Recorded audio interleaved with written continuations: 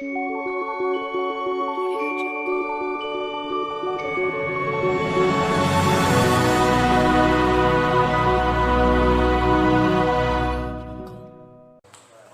hoje é o capítulo 35, Encontro Singular. Então, relembrando, né, o André Luiz está terminando o trabalho dele nas câmeras de edificação daquele dia, né? Recebeu a visita dos samaritanos que trouxeram pessoas lá do umbral, né? E aí, encontro singular, porque ele encontra esse André Luiz, tá?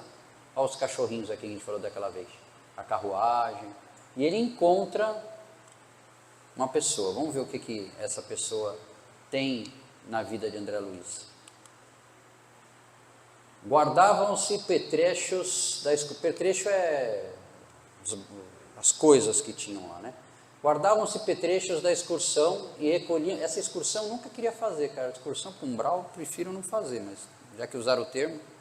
Guardavam-se petrechos da excursão e recolhiam-se animais de serviço, quando a voz de alguém se fez ouvir carinhosamente a meu lado. André, você aqui? Muito bem, que agradável surpresa. Voltei-me surpreendido e reconheci no samaritano que assim falava o velho Silveira, pessoa de meu conhecimento, a quem meu pai, como negociante inflexível, despojara um dia de todos os bens. Então aqui a primeira coisa que a gente vai encontrar, a gente corre o risco de encontrar alguém do outro lado, tá? Justo acanhamento dominou-me então. Quis cumprimentá-lo, corresponder ao gesto afetuoso, mas a lembrança do passado paralisava-me de súbito. Não podia fingir naquele ambiente novo, onde a sinceridade transparecia de todos os semblantes. Foi o próprio Silveira que, compreendendo a situação, veio a meu socorro acrescentando: francamente, ignorava que você tivesse deixado o corpo e estava longe de pensar que o encontraria em nosso lar. Identificando-lhe a amabilidade espontânea, abracei-o comovido, murmurando palavras de reconhecimento. Vocês viram que o André Luiz ficou acabrunhado, né? Ficou envergonhado de ter encontrado o Silveira, né? Mas aqui ele já dá mais ou menos para a gente o que aconteceu, né? A quem meu pai, como negociante inflexível, despojara um dia de todos os bens. O pai do André Luiz, ele era um grande comerciante na época, né? Dá a impressão que ele era meio agiota, tá? Mas vamos usar o termo comerciante.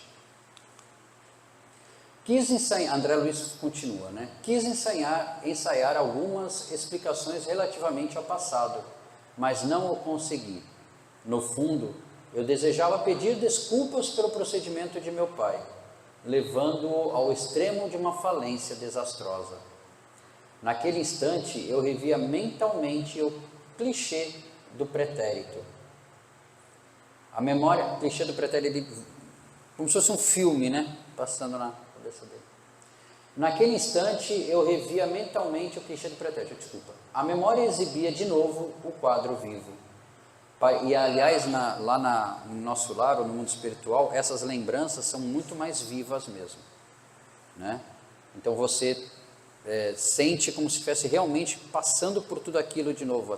Você tem as sensações, as emoções do que está acontecendo. A memória exibia de novo o quadro vivo. Parecia-me ouvir ainda a senhora Silveira, quando foi à nossa casa suplicante esclarecer a situação. O marido estava acamado, havia muito, agravando-se-lhes a penúria com a enfermidade de 2 filhinhos. As necessidades não eram reduzidas e os tratamentos exigiam soma considerável. A pobrezinha chorava, levando o lenço aos olhos. Pedia mora. Mora é parcelamento, um prazo maior para pagar, né? Implorava concessões justas.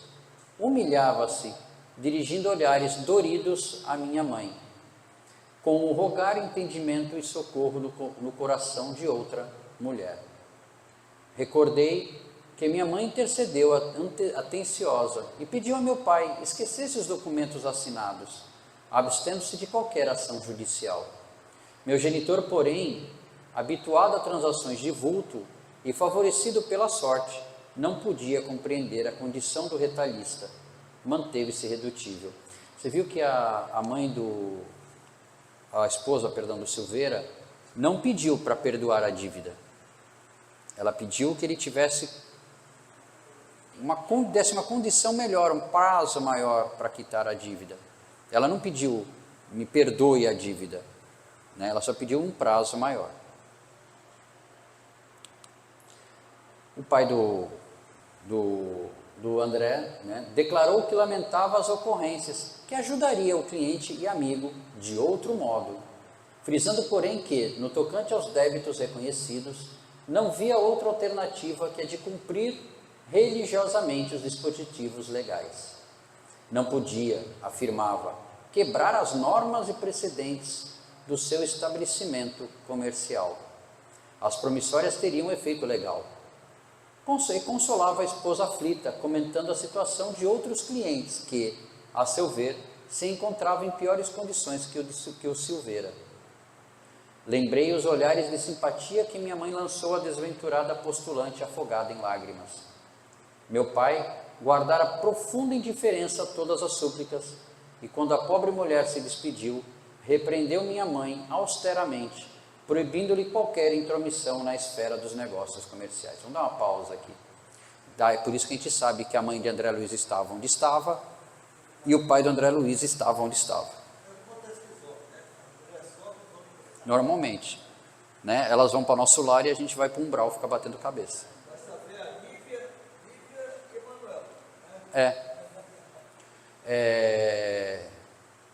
Tem um caso, é nosso lar, né? Tem o caso também do Tobias, né? Que o Tobias e a esposa, né? A esposa está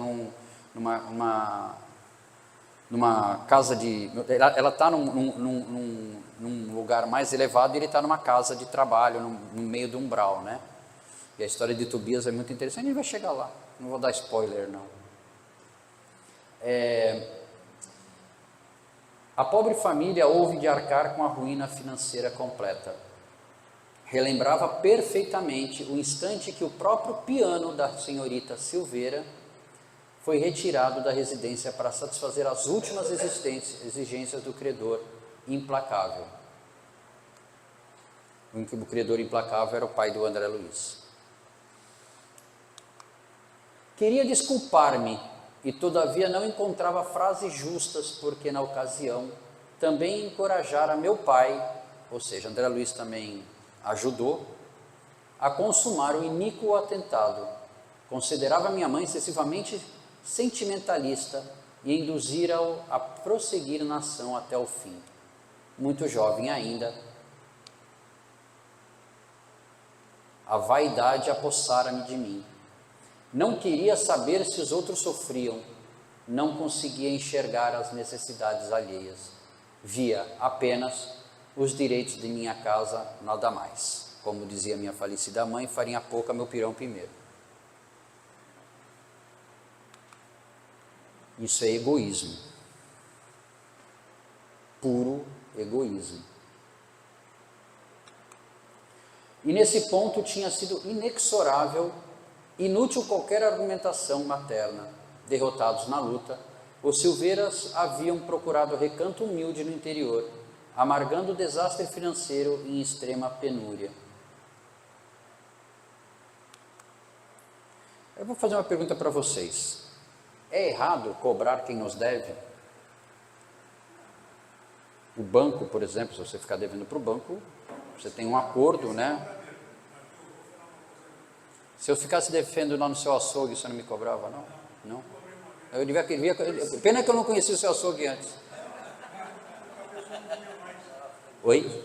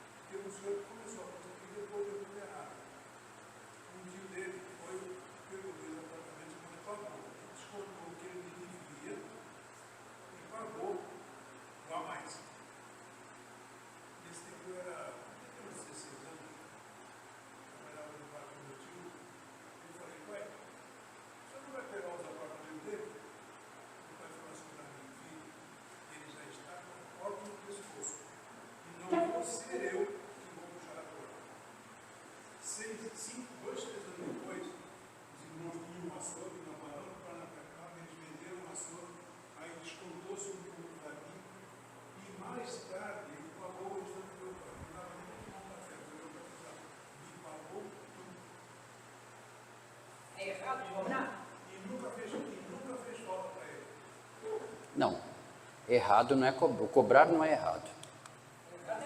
A maneira como exercemos nossos direitos revela a nossa evolução espiritual. É como fazemos, é como cobramos. Mas eu sou de cobrar. Eu te servi, por que tu vai me pagar?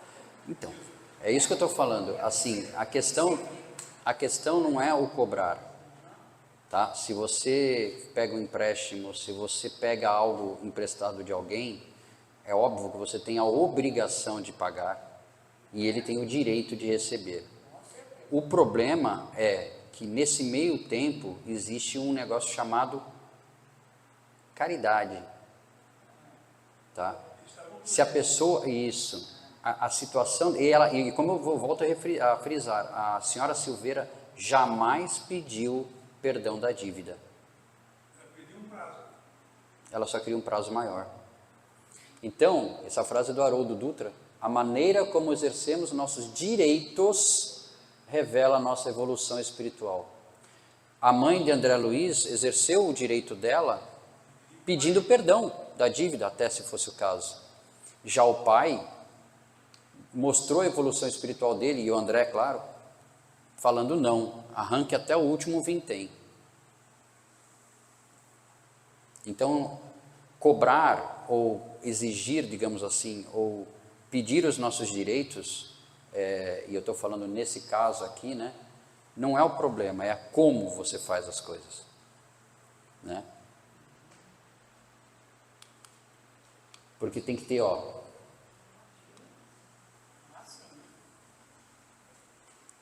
a gente tem que ter empatia com o outro, né? A girafa aqui perguntando, o que você está fazendo? Tentando ver as coisas pelo seu ponto de vista. Isso é ter empatia. É se colocar no lugar, por exemplo, eu me colocar no lugar do Arlindo, quando o Arlindo vier falar alguma coisa, e eu não simplesmente falar assim, Arlindo, pô, vai dormir, né? Não, me colocar no lugar dele para ver se o que ele está falando realmente não é algo que toca ele, né? Ou o Silvio, entendeu? Ou eu chegar para alguém, contar um problema e a pessoa falar assim, deixa de frescura. Você tem que se colocar no lugar do outro. Isso é ter empatia. Ou seja, o pai do André Luiz não tinha nem, aliás, o André Luiz também não tinha nenhuma empatia. Por isso que ele foi para o umbral, né? Por que André Luiz foi para o umbral e o pai dele foi lá para as zonas inferiores? O pai dele, né, devia ser um crápula, né? Então ele foi lá para as zonas inferiores. Mas André Luiz ainda teve um benefício. Ele foi só para o umbral, por causa da profissão dele, porque ele era médico. Ele cuidava das pessoas. Quer dizer que tem lugar pior que o umbral, hein? O umbral é bom. Quem me dera se eu puder passar um período no umbral, porque corre risco de você ir para lugares... Tem as zonas inferiores, os abismos, né? As zonas inferiores, É onde está o pai do André Luiz. Eu ouvi falar dos abismos. Os abismos, onde está o pai do André Luiz. É tipo o catolicismo, não é o purgatório? O catolicismo, a Igreja Católica criou esses estágios, né? Que é o céu, o purgatório e o arder no mármore do inferno. Então o que a gente tem que ter é empatia, tá? Mas mesmo numa família, um irmão mais endinheirado e fica dando chute naquele que está ali por baixo. Não paga, não honra os compromissos, né? E não é certo a pessoa ficar em cima, como é que vai pagar? Não, eu acabei de falar para você aqui, o problema não é cobrar, é a maneira como você exerce os seus direitos. Porque se o Silveira tivesse chegado lá para o pai do André Luiz, estacionado um carro do ano, entendeu? Vestindo o melhor smoking, com um relógio Rolex daqueles pendurado, com como é o nome daqueles negócios que eu usava? Uma cartola, e falasse assim, poxa, veja a minha situação, eu não estou conseguindo ir no Jockey, acabou o dinheiro, me dê mais um prazo para pagar a dívida. Meu amigo, não tem como perdoar uma pessoa dessa. Mas a situação deles era de extrema penúria, com 2 filhos doentes, né? Então, como eu falo, cobrar, claro que você pode cobrar, o que você não pode É a maneira como você cobra, é a maneira como você exerce o seu direito que revela a sua evolução espiritual. Mas cobrar, se eu amanhã depois pedir dinheiro emprestado para o Silvio, ali depois a gente conversa. Cobrar, mas bem cobrar. Pois é, então. Tem que cobrar, porque é um acordo entre as pessoas. Agora, se eu chegar para o Silvio e falar assim, Silvio, pode me dar mais um mês? Porque realmente esse mês, sabe, a Suzy gastou tudo no shopping e não tem dinheiro para ficar. Mas eu estou numa pior, eu vendo aquela pessoa da família, estou dizendo nesse tempo, está indo em viagem de cruzeiro e eu estou na pior.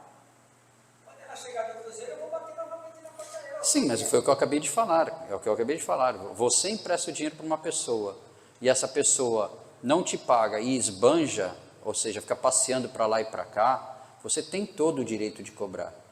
Tá? O que estou dizendo aqui que é a maneira como nós exercemos os nossos direitos. Você não vai chegar nessa pessoa e pegar um 38 e colocar assim, ou você me paga ou o negócio acaba aqui. Não, mas eu já vi fazer pior do que um 38 na cabeça. Não, tudo bem. Com palavras, olha. É sim. Uma palavra fere mais do que uma faca. Eu vou te ver lamber do chão. Não, mas não vou te matar com a arma, mas eu vou te ver lamber do chão. Mas Isso que eu acho lindo. vamos. O importante é que é o seguinte, que tenhamos empatia um com o outro. Entendeu? A senhora queria falar alguma coisa? Eu vi a senhora levantando a mão. O que existe, eu falo isso que eu já vivi, pessoas que não têm empatia nenhuma. Então, a cobrança é muito, assim, praticamente impossível. Então, você tem que, sobre o que falo de experiência própria, você tem que perdoar a pessoa e deixar ela se virar com a vida dela. E quando cruzar com a gente, como é que a gente faz? Dá bom dia. Dá bom dia. Viu, Nilza? Nilza, capítulo do Evangelho do Segundo Espiritismo. Amar aos inimigos. Só que amar aos inimigos não é chamar para tomar cafezinho em casa, nem comprar pastelzinho de queijo para eles, entendeu? Mas é não desejar o mal.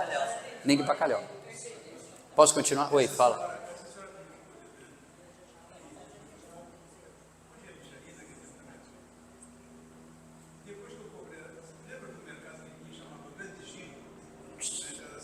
Eu era bem pequenininho.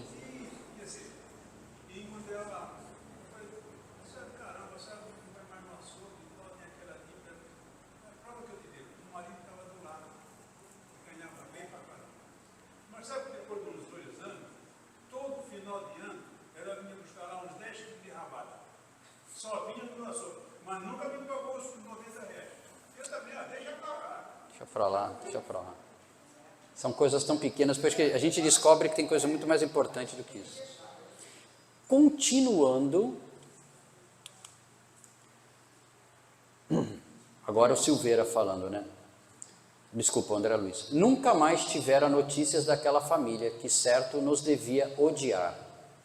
Essas reminiscências alinhavam-se no cérebro com a rapidez de segundos. Olha como o pensamento é rápido, né? E o pensamento é matéria, tá?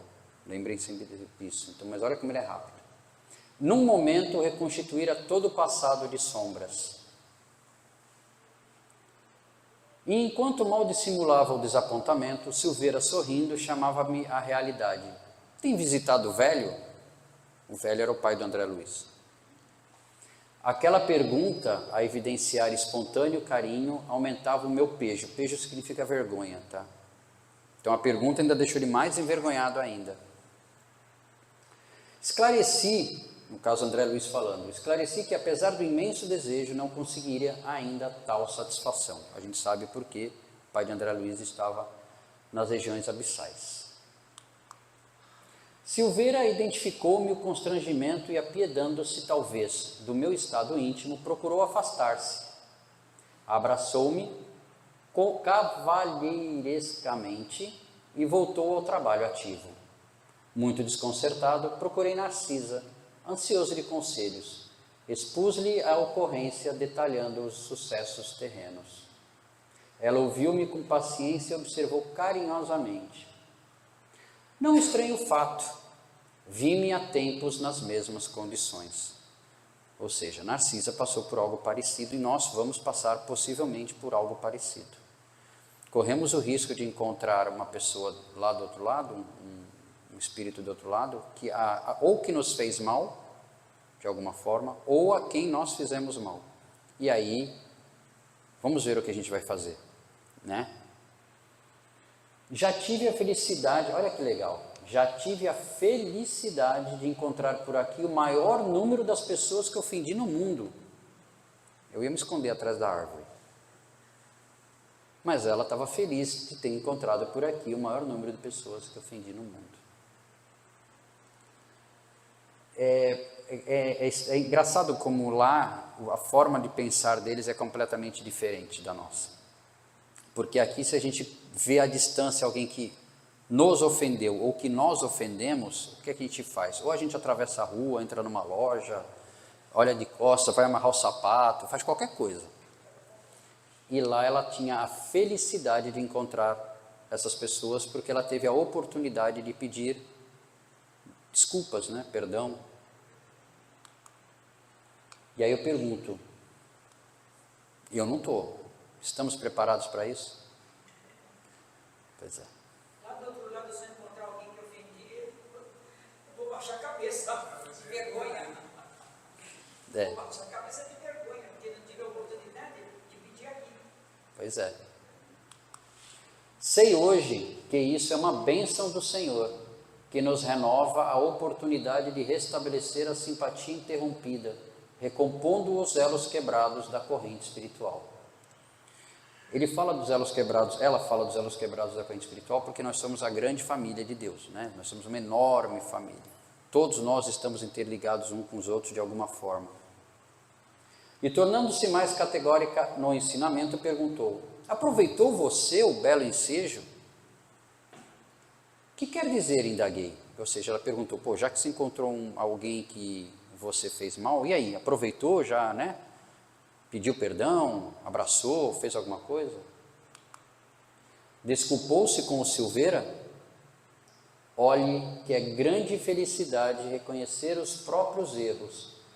Já que você pode examinar-se a si mesmo com bastante luz de entendimento, identificando-se como antigo ofensor, não perca a oportunidade de se fazer amigo. Vá, meu caro, e abrace-o de outra maneira. Eu fiquei pensando, o que seria esse abrace-o de outra maneira? Se eu posso abraçar o Arlindo, né, a Ieda, a Suzy, a Nilza, o Newton não, porque o Newton é muito grande para eu abraçar. Mas que forma que a gente abraça? A gente abraça por uma questão social, ou a gente abraça realmente colocando... A sua forma de falar, de pensar, de agir, ela retrata o que você é. Se você for dar um abraço em alguém só por formalismo, um abraço é uma coisa. Se você dá um abraço em uma pessoa com carinho por arrependimento, que no caso aí, é diferente. São atos de situações diferentes. A gente até percebe, né? Quando um abraço é aquele abraço mesmo. Não perca a oportunidade de se fazer amigo. Vá, meu caro, e abrace-me de outra maneira. Aproveite o momento, porque o Silveira é ocupadíssimo e talvez não se ofereça tão cedo outra oportunidade. Senhor. Ali, abraço de outra maneira. Eu acho assim, quando a gente vê uma pessoa que a gente cometeu erro, aí você pede desculpa. Que vergonhado pede desculpa. Quando a pessoa fala assim, não, está desculpado, eu já dei brava aqui, isso me magoou, me machucou. Abraçar de outra maneira é sempre perdoando pelo que fez, porque o nosso maior problema é pedir perdão, a pessoa perdoa e a gente não se perdoa. A gente continua se castigando, né? Então, aí você fica arrastando aquele sentimento de rancor, né, de rancor pessoal. A gente vai chegar lá, mas é isso mesmo. Alguém sabe quem é esse senhor aqui? Sabe? Santo Agostinho. Ele explicou para nós o que a gente tem que fazer, né? Porque você vê aqui, vá, meu caro, e abraça de outra maneira. Aproveite o momento, porque Silveira é ocupadíssimo e talvez não se ofereça tão cedo outra oportunidade. Quantas pessoas passam no nosso caminho que a gente ofende por alguma maneira, às vezes até impensada, às vezes a gente nem percebe que causa machuca uma pessoa e passa batido. E às vezes a gente, quando cai na real, a gente não tem outra oportunidade de pedir perdão porque a pessoa se foi, ou porque, não digo nem morreram, sei lá, se mudou para outro planeta, para outro país, para outro planeta não, né? Para outro planeta já seria, mas para outro país, e você perde a oportunidade. E Santo Agostinho vem nos explicar, vem nos dar uma lição de como a gente tem que fazer quando a gente comete um erro contra alguém. Está no Livro dos Espíritos, parte 3ª, capítulo 12, conhecimento de si mesmo. Fazei o que eu fazia quando vivi na terra, ao fim do dia, interrogava a minha consciência, passava revista ao que fizera e perguntava a mim mesmo se não faltara algum dever, se ninguém tivera motivo para mim se queixar, para de mim se queixar. Foi assim, viu que ele fala, ele não passava em revista o dia para saber, será que alguém me machucou? Não, ele pensava se alguém não tinha de que se reclamar dele.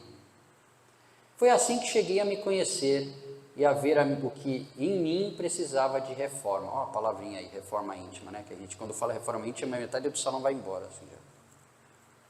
Aquele que todas as noites evocasse todas as ações que praticara durante o dia e inquirisse de si mesmo o bem ou o mal que houvera feito, rogando a Deus e a seu anjo de guarda que o esclarecessem, grande força adquiriria para se aperfeiçoar, porque, crede-me, Deus o assistiria. Dirigi, pois, a vós mesmos perguntas, interrogai-vos sobre o que tendes feito e com que objetivo procedestes em tal ou tal circunstância, sobre se fizestes alguma coisa que, feita por outrem, censuraríeis, ou seja, você fez alguma coisa que se fizessem para você, você ia gostar? Voltamos à questão da empatia. Sobre se obrastes alguma ação que não ousaríeis confessar, perguntai ainda mais, se aprovesse a Deus chamar-me nesse momento, teria que temer o olhar de alguém ao entrar de novo no mundo dos espíritos, onde nada pode ser ocultado? O que eu levo daqui quando eu desencarnar? Quem serei eu quando eu desencarnar? Né? Palestrante, trabalhador de mesa mediúnica, tesoureiro de centro espírita, né? Estou roubado. Se for diretor mediúnico, então, meu amigo, né? Lembre do irmão Jacó, né? Que o Silvio bem lembrou na aula passada, né? Do livro do irmão Jacó. Então é isso, ó. Perguntai se eu, para ver se a Deus chamar-me nesse momento, teria de temer o olhar de alguém e entrar no novo mundo dos espíritos, onde nada pode ser ocultado. Lá nada se esconde. Lá vai aparecer o verdadeiro Messias, que não é esse que está aqui. Esse que está aqui é uma casca, né? Vamos continuar. Aliás, aquilo que foi o Newton falou, né? Que o grande problema é que a gente não se perdoa, né? Jesus, quando curava um enfermo, né? O que ele falava, né? Seus pecados estão perdoados. Vai, não peques mais. Ou seja, só que a gente continua, a gente não aprende. Principalmente quando a pessoa já foi pedir desculpa para aquela pessoa que a gente ofendeu, e a pessoa fala assim, qualquer coisa que eu fizer com ela, ela pede desculpa, que eu já conheço anteriormente. Tem um amigo nosso, né? Eu e a Suzy e a Ieda conhecemos, chama-se Ronaldo. E o Ronaldo falava o seguinte: desculpa não existe, porque ninguém tira a culpa do outro. Você pode pedir perdão, mas a desculpa, tirar a culpa, só você mesmo tira, de si mesmo. O auto-perdão, a auto-cura, que o D'Alessandro falou outro dia. Meu pai falava assim, pode pedir desculpa, mas quem perdoa é Deus. Mas Deus perdoa sempre, então Deus perdoa sempre. Deus não precisa perdoar porque ninguém ofende a Deus. Ele não se sente ofendido. Newton falou ontem na palestra, né, Newton? que sobre a questão do perdão, não foi? O convite não já cansou. Ele falou, se eu não estiver enganado, não, você falou sim, que Você só vai pedir perdão, você só vai ter que perdoar alguém quando você sentir ofendido. não, sim, mas assim, a questão agora eu perdi o fio da meada, mas a questão do perdão, né? Porque o perdoar, quando eu peço perdão para o Silvio porque eu cometi alguma falha, a minha parte eu fiz, daí para frente é com o Silvio. Isso mesmo. Isso mesmo. Então vamos continuar. Notando minha indecisão, Narcisa acrescentou: não tema insucessos, ou seja, não tenha medo de pedir perdão. Toda vez que oferecemos raciocínio e sentimento ao bem, Jesus nos concede quando se faça necessário ao êxito. Tome a iniciativa. Empreender ações dignas, quaisquer que sejam, representa honra legítima para a alma. Recorde o Evangelho e vá buscar o tesouro da reconciliação. Não mais vacilei. Corri ao encontro de Silveira e falei-lhe abertamente, rogando perdoasse a meu pai e a mim as ofensas e os erros cometidos. Você compreende, acentuei, André Luiz falando, nós estávamos cegos. Em tal estado, nada conseguiríamos vislumbrar senão interesse próprio. Quando o dinheiro, isso é frase do André Luiz, tá? Quando o dinheiro se alia à vaidade, Silveira, dificilmente pode o homem afastar-se do mau caminho. O problema está no dinheiro? Não. O problema está na vaidade, está no orgulho, não no dinheiro. Porque o dinheiro não é o problema, porque você pode juntar dinheiro à vaidade. É um sentimento ruim. Você pode juntar dinheiro com orgulho, é outro sentimento ruim. Mas você pode juntar dinheiro com caridade. O dinheiro não é um sentimento, já deixa de ser um dinheiro ruim. Então o problema não está no dinheiro. O problema não está em ter posses. Muita gente às vezes confunde, né? Porque tem uma frase de Jesus que fala que é mais fácil um pobre entrar no reino dos céus do que um desses, não sei se ele usa o termo rico, mas... né? Mas ele não estava falando em dinheiro, né? Ele estava falando de outra coisa. Então o dinheiro não é o problema, é o problema quando ele se alia a uma vaidade, a um orgulho, porque se ele se alia à caridade, por exemplo, nós que estamos tentando ajudar a casa, né, comprando rifas da Nilza, os livros do Silvio, a gente está usando o quê? Bônus hora? Dinheiro. Estamos usando dinheiro. Então o problema não é o dinheiro. Silveira, comovidíssimo, não me deixou terminar. Ora, André, quem haverá isento de faltas? Olha que diferença. Acaso poderia você acreditar que vivi isento de erros? Além disso, seu pai foi meu verdadeiro instrutor. Por isso, Nilza, é aqui que a gente aprende. Você vai sair, mas corre o risco de voltar. Aliás, todos nós. Devemos-lhe, meus filhos e eu, abençoadas lições de esforço pessoal. Ou seja, todo o problema que o pai do André Luiz os fez passar, fez com que ele e os filhos alcançassem uma certa evolução. Pô, então quer dizer que o pai do André Luiz fez um bem para eles? Não, não fez. A culpa do pai do André Luiz é dele. Mas o fato deles terem passado por essas dificuldades e eles não terem sucumbido, porque eles poderiam ter, sei lá, enveredado para a vida do crime.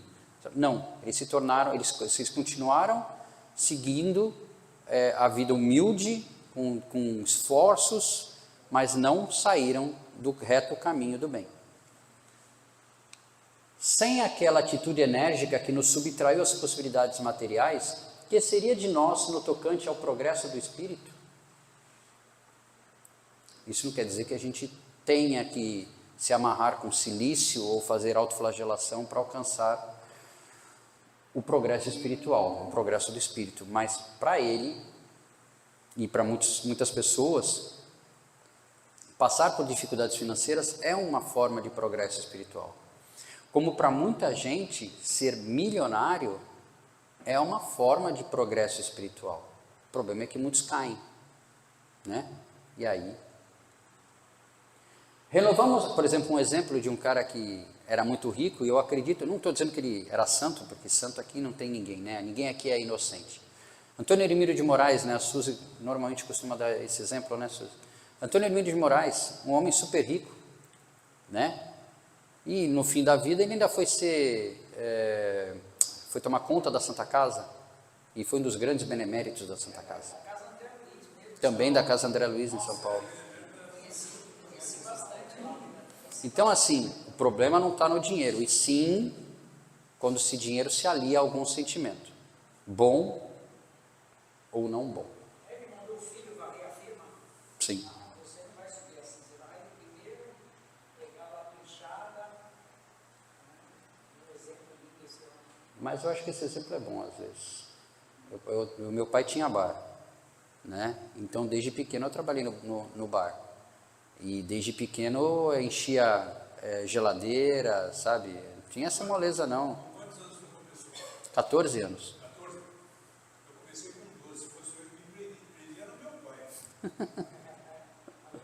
Mas naquela época a gente já conversou sobre isso, naquela época não tinha muito disso. Vamos lá. Renovamos aqui todos os velhos conceitos da vida humana. Nossos adversários não são propriamente inimigos, e sim benfeitores. Olha que análise interessante, né? O que às vezes a gente chama de inimigo, pô, aquela pessoa não gosta de mim, não sei o quê, ou eu não gosto dela, sei lá. E são benfeitores. Não se entregue às lembranças tristes, trabalhemos com o Senhor reconhecendo o infinito da vida. Por que eles são benfeitores? Porque eles nos auxiliam de alguma forma, né? Todos os problemas por qual nós passamos, seja eles financeiros, de saúde, de convivência, seja lá o que for, de alguma forma nos ajudam, né? Eu tenho uma frase, né, que até um pontapé te põe para frente, né? Então, a gente tem que às vezes tirar lições, e às vezes não, normalmente é difícil, né? Eu estou falando por mim, né? Você tem uma doença grave, você fala, mas que lição que eu vou tirar de uma doença grave? Para que eu tive essa doença? Entendeu? Estamos dando uma oportunidade para evoluir. Sim, é uma oportunidade para você aprender com aquele problema. São duas provas, né? O que ataca, ele ataca com consciência de que quer prejudicar. Sim, E a prova dele é o quê? Com o seu projeto reencarnatório, é de não prejudicar ninguém. Ele prometeu que toleraria, passaria por situações e iria tolerar aquela situação. Então, ele está falhando com ele, mas como nada se perde no seu universo, ele está ajudando alguém. sim, Né? porque E aquele que sofre, ninguém sofrer, né? sim. Já sabia que ia sofrer, só que não quer. Né? Então são duas provas distintas e necessariamente o cara que fez o pai do André Luiz é inimigo dele no mundo espiritual. Pode ser até um personal trainer, assim, o cara que foi a criação colocou os dois nessa situação que os dois aprendem. Sim. Talvez essa situação tenha se apresentado para o pai do André Luiz para que ele tivesse uma atitude diferente. Ele não teve. A oportunidade, né? Deu a oportunidade.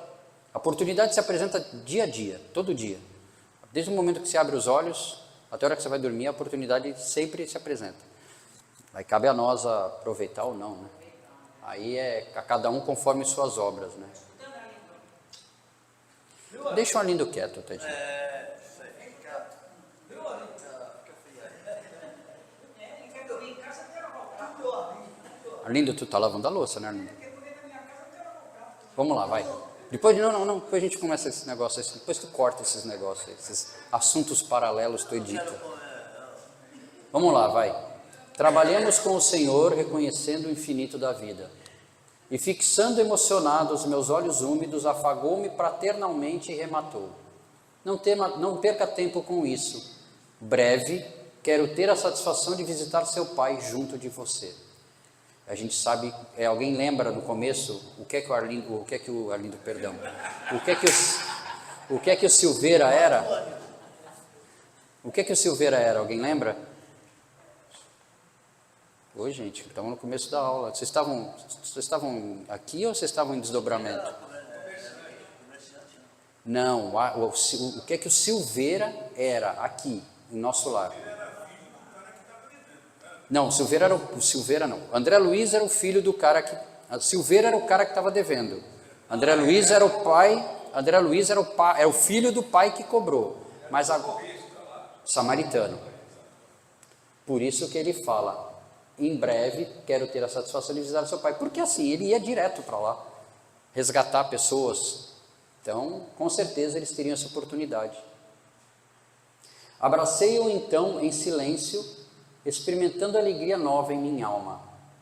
Pareceu-me que num dos escaninhos, ou seja, naquele pequeno canto do coração, aquele pequeno escaninho escuro do coração, se me acendera divina luz para sempre. E aquilo que a gente falou, uma lição aprendida nunca é esquecida.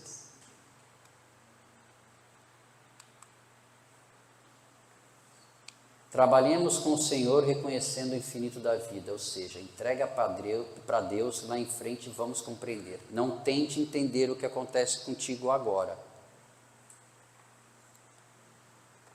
Só deixa aí. Bola para frente.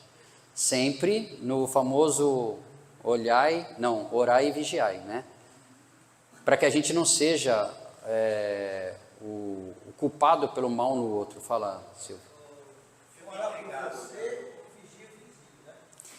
Não, orar pelo vizinho e vigiar a mim mesmo. Você que é meio pouco que eu vou falar, mas assim, tem várias passagens dentro do livro do André Luiz, eu fico perguntando, e se a história fosse outra? Ou seja, o Silveira teve uma família, uma evolução espiritual, um crescimento, um conhecimento, porque ele não foi perdoado na dívida dele, ele foi cobrado, ficou na miséria dele. E se o pai do André Luiz tivesse perdoado, qual seria a história do Silveira? E aí eu vou te responder da seguinte forma: só Deus sabe. Com certeza, talvez o pai do André Luiz talvez tivesse galgado algum degrau acima. Não estou dizendo que ele estaria livre de qualquer outro problema, mas ele teria galgado um problema. E teria dado uma boa lição para o André Luiz também nessa questão. Aliás, por isso que a gente tem que ter cuidado com o que a gente faz na frente dos nossos filhos. Com relação ao Silveira, aí me lembra aquela parábola do bom servo. Bom servo? O servo vai pedir ao patrão perdão das dívidas. Né? É uma parábola de Jesus, eu não lembro ela toda de cabeça, mas só para o rei. Né? E pede perdão das dívidas. E o rei, complacente, já que o servo ia ser penalizado, perdoa as dívidas. O servo sai da casa do rei e encontra alguém que devia para ele. E o que ele tinha que fazer? Pois é, o que ele fez? Ele pegou o cara pelo pescoço e mandou para a cadeia. Não, ele mandou para a cadeia, só que aí o servo do rei... Não, sim, o outro servo foi lá e... O servo do rei falou, olha... E o que o rei fez com aquele servo impiedoso? Mandou para a cadeia e tirou o outro de lá. Então, grande Arlindo.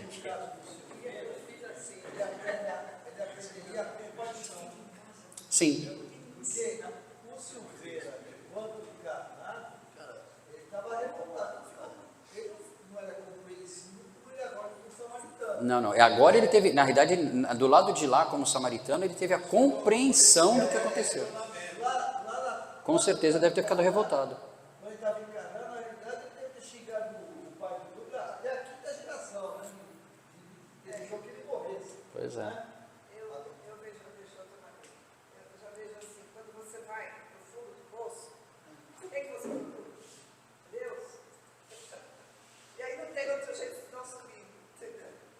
Isso é verdade. Eu vejo dessa forma, porque eu passei por isso. Fui lá no fundo do poço e subi. Quando você chega, quando você... É uma boa análise, né? Porque a história mostra um lado, mas se tivesse sido diferente, né?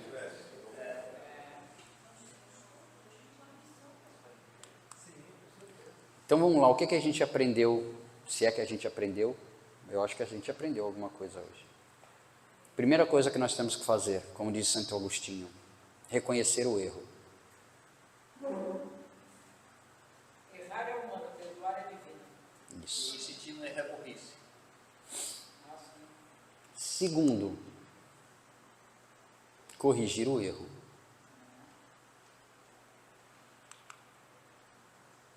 E terceiro, pedir perdão. Né?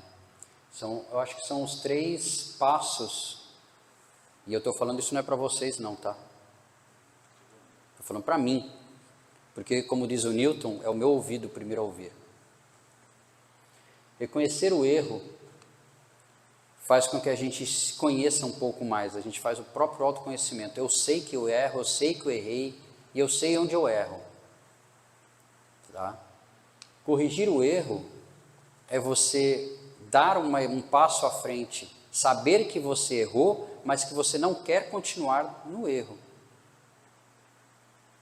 E pedir perdão, como eu disse, não é para esperar que o outro te perdoe, é para que você tire essa carga de culpa, como disse o Newton, de dentro de você. O que adianta eu pedir perdão para o Newton ou para o Silvio por algo que eu fiz? Ele me perdoa, mas eu volto para casa remoendo aquela geringonça dia após dia. Ele me perdoou, por que eu não me perdoei? Ou será que eu não pedi perdão direito? Ou será que eu realmente não fiz direito o que eu tinha que fazer? Se ele não perdoar, você está transferindo a carga para ele. Isso. E se eu pedir o perdão para o Silvio, e o Silvio falar assim, mas não é perdão, tá louco? O que você me fez é imperdoável. Problema dele. A minha parte eu fiz. Daí para frente, a bola está com o Silvio. Entendeu? Para você se livrar justamente disso, né? Esse sentimento de culpa. Se ele ficar te cobrando e você não se perdoar, Aí não abriu. você está Entendeu? Então, perdoar ou pedir perdão é se livrar também dessa culpa, desse peso da culpa. Porque senão não adianta nada. Senão não adianta nada. Você vai continuar remoendo esse negócio até quando? Até ter uma úlcera? Até ter um... Entendeu? Isso aqui, ó. Agora, quem tem de nos perdoar é o outro. Não nos cabe. Tá? Então, que a gente, assim, da minha parte, que eu tirei muito, além da questão da empatia, né, de ter empatia para com o próximo e tudo, é reconhecer o erro, corrigir o erro e pedir perdão. Tá? Porque você poderia falar assim, pô, Messias, mas eu não posso reconhecer o erro e pedir perdão? Pode. Mas e se o erro que você cometeu causou no caso do Silveira, um malefício para a família? No nosso caso, no caso do pai do André Luiz, se ele tivesse reconhecido, digamos que ele fez o que ele fez, acabou. Até o piano levaram.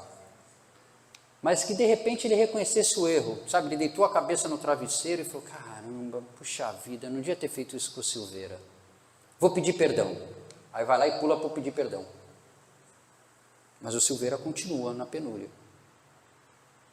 Então, na minha opinião, o corrigir o erro também tem que ser um passo. Podia devolver. Sei lá, dar alguma ajuda para o Silveira de alguma forma. Até devolver algumas Sabe, dar alguma ajuda de alguma forma, nem que fosse arranjar um emprego para o Silveira. Não precisava dar dinheiro, porque até a caridade não pode ser humilhada, não pode ser humilhante. Você não pode usar da caridade para humilhar a pessoa. Então, às vezes, se ele desse um emprego para o Silveira, não precisava dar dinheiro. Chegar assim, Silveira, quanto tu quer? Não, vou te arranjar um emprego para você e para sua esposa. Sua esposa vai trabalhar na minha casa, seja lá, e você vai trabalhar na minha empresa. Pronto. E depois sim, e agora eu quero pedir perdão por tudo que eu fiz para você. Fala, Newton. corrigir o erro é mudar o comportamento. Tá? Porque se você não muda o seu comportamento, o que acontece?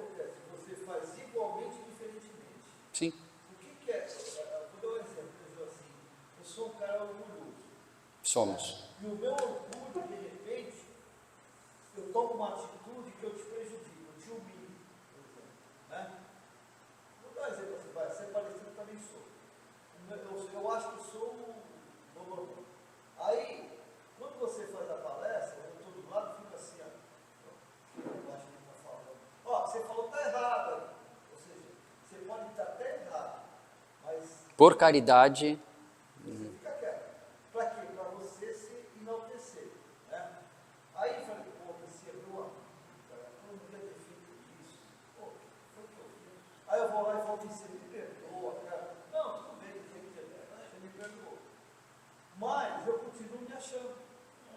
Então eu não mudei meu comportamento. Então eu vou continuar pedindo perdão a vida inteira. por isso que a gente falou no começo, né? Quando Jesus curava alguém, né? Quando Jesus curava alguém, ele falava, primeiro que a tua fé te curou, ou seja, a tua vontade de melhorar, reconhecer o erro, te curou. Agora vá e não peques mais. Senão não adianta nada. Senão não adianta nada. Entendeu? Então ele curava o cego, quer dizer, o cego se autocurava pela fé dele, mas é que ele não cometesse o mesmo erro que o deixou cego. E não estava falando daquela encarnação. Que a gente às vezes pensa, pô, quer dizer que então ele curou o cego. Se o cego for lá e começar a fazer maldade, ele vai voltar a ficar cego naquela vida? Não, ele não falava daquela encarnação. Ele falava, vá e não peques mais. Para que na próxima encarnação você não venha ou cego e mudo. E talvez eu não esteja aqui para te curar. Talvez não, com certeza. Ele não estaria para curar. Entendeu? Então é isso. E o que ele falou, o Newton falou é verdade. Agora quem tem que nos perdoar é o outro, não nos cabe. Que a gente não carregue esse peso. Esse peso. Certo? Agora vamos todos para o bar do Toninho comer bolinho de bacalhau. Tu falou do negócio do dinheiro. Se o dinheiro é bom ou mal.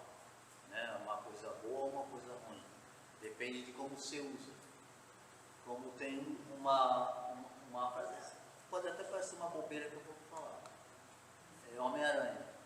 O que te... Grandes poderes, grandes responsabilidades. Com grandes poderes vem grandes responsabilidades. Você poderia ganhar aquele poder dele, ou você porque ninguém, ele fez o quê? Ele fez o bem. Ele teve, na realidade, como ele poderia usar para o mal. então, no caso do Homem-Aranha, né, quando o tio dele fala isso, o tio dele fala isso, né, com grandes poderes, grandes responsabilidades, o Homem-Aranha, no caso o personagem, ele vai cobrar ele fazia luta na época, então ele lutava e foi cobrar o agente dele, né, para receber o dinheiro que lhe cabia, né, para quem não viu o filme. E o cara pagou uma mixaria, não pagou o combinado, pagou menos. E ele saiu bravo. Logo em seguida entrou um cara e roubou, né, assaltou o dono. Aí que ele falou assim, isso não é problema meu. Isso. E quando o bandido sai, o cara grita, pega ele que ele me roubou. E o Homem-Aranha falou assim, isso não é problema meu. E ele tinha o poder de resolver a questão. Infelizmente, para o Homem-Aranha, o que aconteceu? Esse mesmo rapaz que roubou, que roubou o dinheiro, roubou o carro do tio dele e matou o tio dele. Não, só que não foi ele. Não, depois a gente... Não, tá bom. Mas assim, essa é a história, tá? Nos mínimos detalhes. Entendeu? Mas é isso que o Orlando está falando. Grandes poderes, grandes responsabilidades. Ah, mas aqui ninguém é super-herói? Cada um aqui é super-herói da sua própria vida. Não, você não precisa nem ser um super-herói. Pode até ser, vamos supor, dono de uma empresa. O dono de uma empresa. Pode até ser o dono de uma empresa, alguma coisa. Depende de como ele trabalha. Ele tem o poder. Só que sim, ele tem o poder. Peraí, Neuza.